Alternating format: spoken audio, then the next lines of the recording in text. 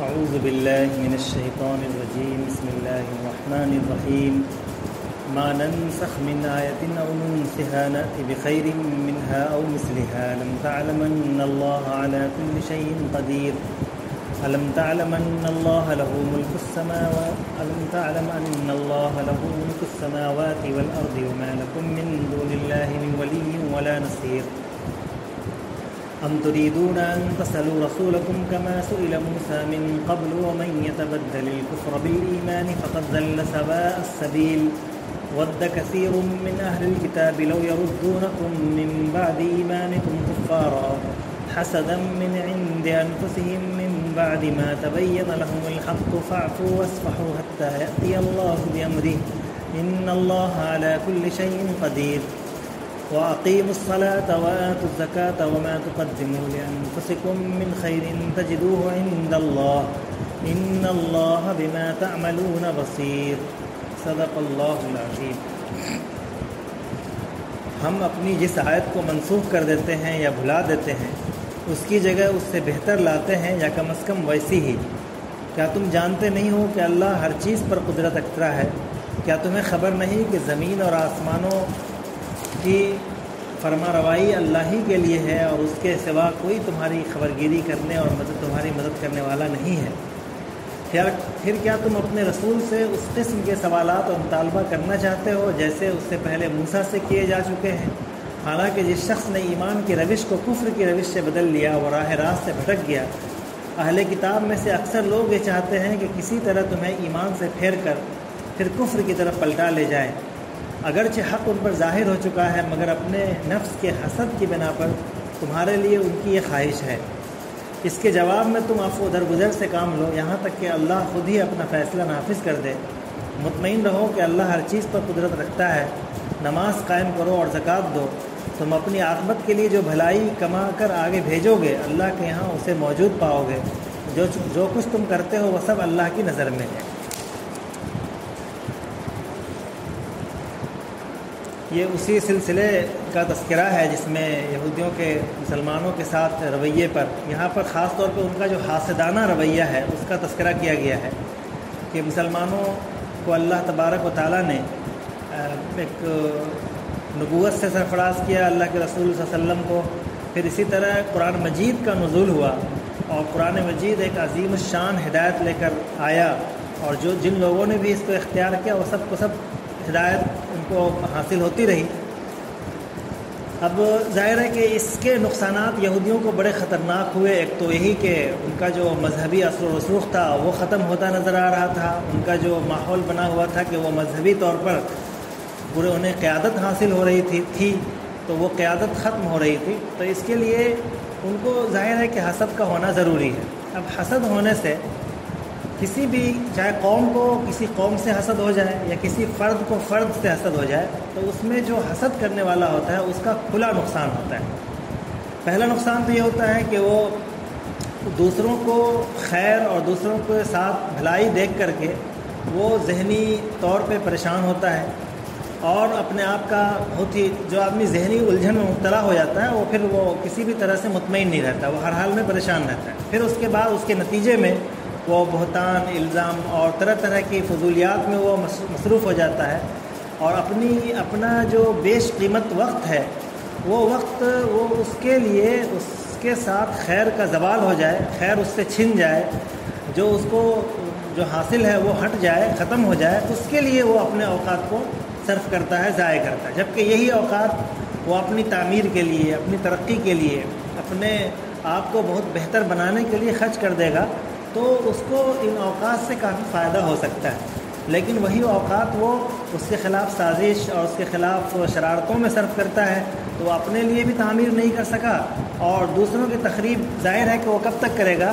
کسی حق کی تخریب نہیں کی جا سکتی ہے. جب اللہ تبارک تعالیٰ اس کو اپنی رحمت سے مخصوص کر دیتا ہے تو پھر اس میں کسی کی کوششوں سے اس کو ختم نہیں کیا جا سکتا.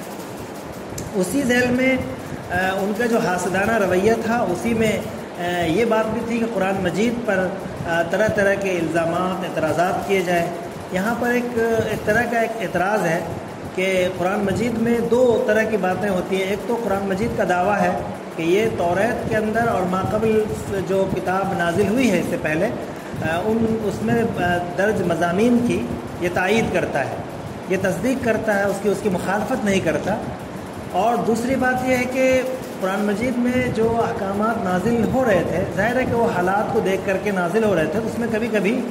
کسی مسئلے میں جزوی طور پہ تبدیلی بھی کی جاتی تھی۔ یہودیوں کو بڑا اچھا موقع مل گیا اور سازش کرنے والوں کو، وہ تلاش میں رہتے ہیں، تو انہیں موقع مل گیا، چنانچہ دونوں طرح کے الزامات اور مسلمانوں کے سامنے یہ دونوں باتیں رکھ کر قرآن مجید سے انہیں دور کرنے کی کوشش کر رہے تھے۔ ان کو مسلمانوں کو اس کی ذہن سازی کر رہے تھے کہ جو قرآن مجید خود یہ کہتا ہے کہ توریت کی تصدیق کرنے والا ہے، تو آخر توریت کے اندر جو مضامین موجود ہے اس کی مخالفت اس میں کیسے موجود ہے؟ توریت میں بہت سارے حکم احکامات ہیں، مثال کے طور پہ حضرت یعقوب نے بہت سارے کھانے کی قسموں کو حرام کر لیا تھا، گویا ان کے یہاں وہ حرام تھا، پھر قرآن نے بہت ساری چیزوں کو حلال کر دیا ہے۔ تو اس طرح کی تبدیلی قرآن میں ہو رہی ہے، جبکہ قرآن یہ کہتا ہے کہ یہ پہلے کتاب کی تصدیق کرنے والا ہے۔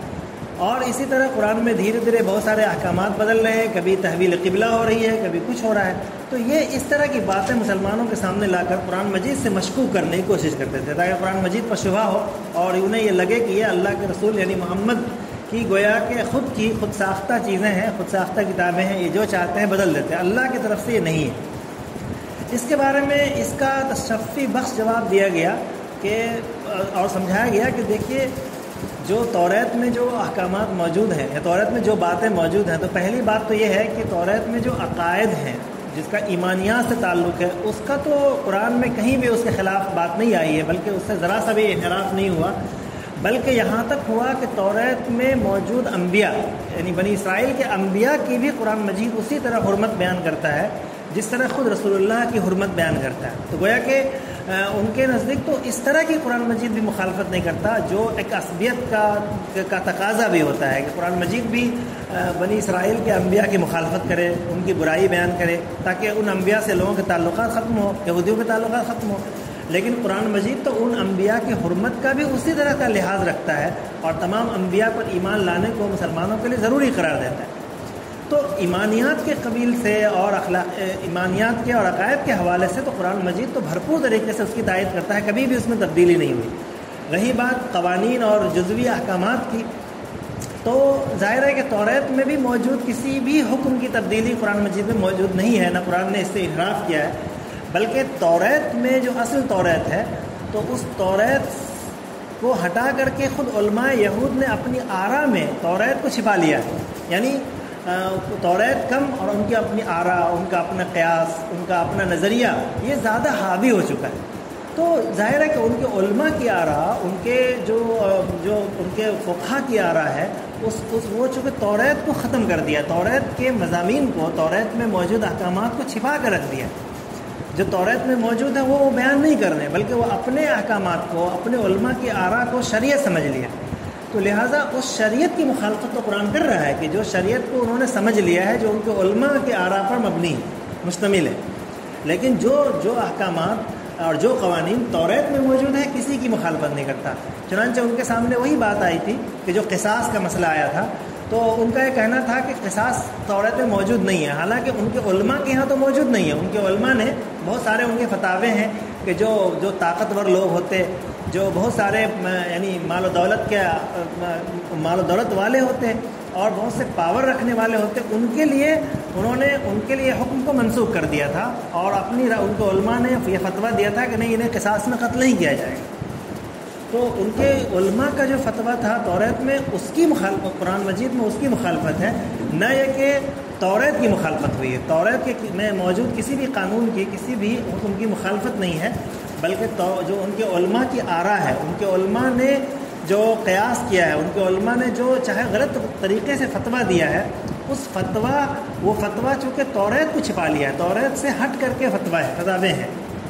لہٰذا قرآن مجید میں جو حکم ہے وہ اصلاح کے قبیل کا ہے، اور جو بظاہر لگ رہا ہے کہ تبدیلی ہے، تو توریت میں تبدیلی نہیں ہے، بلکہ ان کے علماء کے آراء کے خلاف قرآن مجید میں گفتگو کی گئی۔ دوسری بات کہ جو قرآن مجید میں تبدیلیاں ہو رہی ہیں، تو ظاہر ہے کہ جو ہمیشہ تبدیلی نہیں ہوتی، بلکہ قرآن مجید ایک مخصوص دور کے لیے نہیں آیا ہے، بلکہ قرآن مجید کا جو نزول ہو رہا ہے وہ اس کے شریعت کا تشکیلی دور ہے، اور قرآن مجید ہمیشہ پوری جب تک انسانیت رہے گی پوری انسانیت کے لیے قرآن مجید ہے. تو اب اس کے تشکیلی دور میں اس کی اصلاح اس طرح کی جاتی ہے تاکہ اس کے اندر وہ قوانین آ جائیں کہ جس میں سارے تمدن کی گنجائش ہو جائے, جس میں ساری تہذیب کو وہ سمو سکے, اس میں اتنی وسعت پیدا کی جائے. اور وسعت پیدا کرنے کے لیے بعض حکم کو بدلا جاتا ہے, اس کی جگہ کو اس سے بہتر لایا جاتا ہے, اس کی اصلاحات کی جاتی ہے تاکہ اس تشکیلی دور میں جب اللہ کے رسول موجود ہیں اور جس وقت قرآن مجید نازل ہو رہا ہے اس دور تک میں, اس عہد تک میں یہ قرآن اس قابل ہو جائے کہ آئندہ آنے والی تمام دنیا میں تمام قوموں تمام انسانیت تک کے لیے یہ ہو جائے کہ یہ قرآن ان کی تمام تہذیبوں کو سمو لے, سب کے لیے برابر عمل کرنے والا بن جائے. اس لیے اس میں ایسے احکامات دیے گئے ہیں اور اس میں تبدیلیاں کی جاتی ہیں اور اللہ کے رسول صلی اللہ علیہ وسلم کی موجودگی تک اس میں تبدیلی کی گنجائش رہتی ہے. اسی وسعت کی طرف اشارہ کرتے ہوئے فرمایا کہ الم تعلم ان اللہ لہ ملک السماوات والارض. اس میں فوراً جہاں نسخ آیت کی بات آئی فوراً اس کے بعد یہ آیت آ گئی جس میں اللہ تبارک تعالیٰ کی ملکیت کے حوالے سے بات کرتے ہوئے, اللہ کی فرما روائی کے حوالے سے بات کرتے ہوئے کہا گیا کہ قرآن مجید جس طرح اللہ کی فرما روائی کی وسعت ہے آسمان و زمین میں, تو گویا کہ قرآن مجید بھی اسی طرح کا وسیع کتاب ہے جو پوری انسانیت کے لیے, پورے تمدن کے لیے, تمام تہذیبوں کے اس میں سمونے کی گنجائش ہوتی ہے. تمام کے تمام تہذیب کی اس میں اصلاح ہوگی, تمام کے تمام تمدن کو اس میں ترقی ملے گی اور سب کے سب اسی کے آغوش میں رہ کر کے صحیح اصلاحی مقام تک پہنچ پائیں گے. اس کے بعد اگلی آیت میں مسلمانوں کو خاص طور پہ ہدایت دی جا رہی ہے اور یعنی یہودیوں کے حوالے سے کہ جس طرح یہودیوں نے اللہ کے رسول صلی اللہ علیہ وسلم سے بیجا سوالات کیے اور حضرت موسیٰ علیہ السلام اپنے رسول حضرت موسیٰ علیہ السلام سے انہوں نے بیجا سوالات کیے اور ان کو طرح طرح کی دشواریوں مبتلا کیا, ان کو یہاں تک کہ ان کی اظہار رسائی تک کا وہ سبب بنے. تو اس میں مسلمانوں کو یہ حکم دیا جا رہا ہے کہ تمہیں ان کے رویے کو اختیار نہیں کرنا چاہیے اور ان سے بچنا چاہیے. اس میں اس بات کی طرف بھی اشارہ ہے کہ یہودیوں کا طرز عمل بھی واضح ہو جائے کہ ان کے جو اعتراضات ہیں یہ سب کے سب بس فضولیات ہیں, ان کے اعتراضات کی کوئی اہمیت نہیں ہے. اس طرح کے اعتراضات حضرت موسیٰ علیہ السلام پر بھی یہ کرتے رہے, لہذا تمہیں اس سے اجتناب کرنا چاہیے. ام تريدون ان تسألوا رسولکم کما سئل موسیٰ من قبل. اور اس طرح کے سوالات سے کیا ہوتا ہے کہ سخت احکامات آتے ہیں. اس طرح کے سوالات سے اللہ کے رسول کو ایذا پہنچتا ہے. اس طرح کے سوالات سے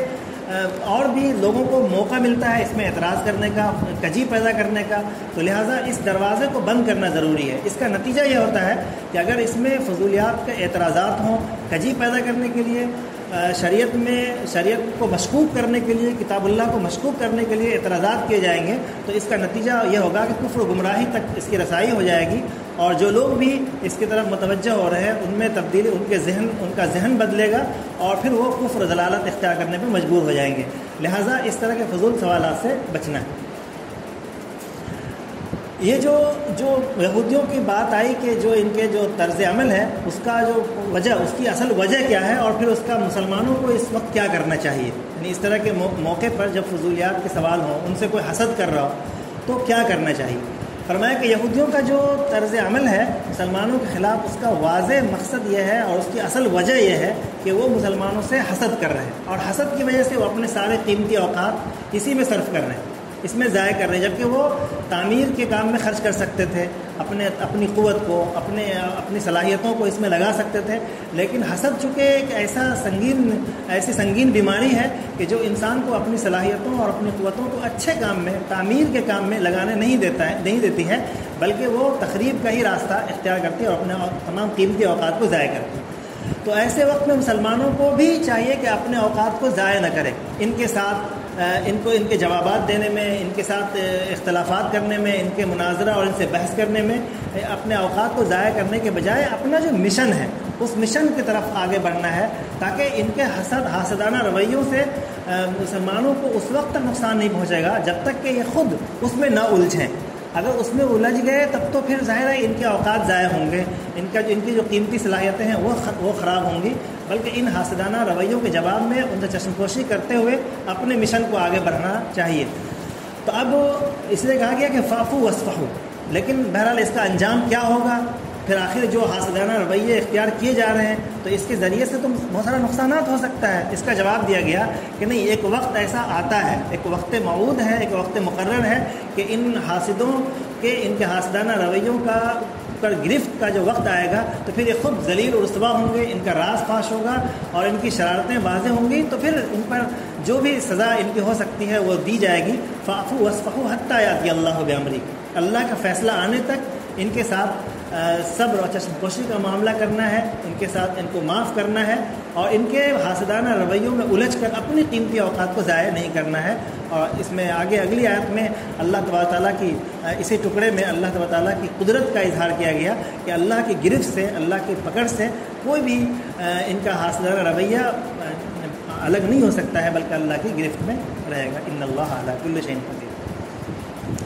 آخری جو آیت ہے اس میں اسی مشن کی طرف اشارہ ہے کہ ان کے ان رویوں کی وجہ سے ہم اپنے آپ کو اس میں نہ الجھائے رکھیں، بلکہ اپنے مشن میں لگے رہیں. مشن کا جو تذکرہ ہے اس میں نماز اور زکوٰۃ کا تذکرہ ہے. ظاہر ہے اس وقت یہ دونوں احکامات تھے، اس لیے اس کا تذکرہ کیا. مراد یہاں پر صرف نماز اور زکوٰۃ نہیں ہے، بلکہ جو عظیم الشان مشن ہے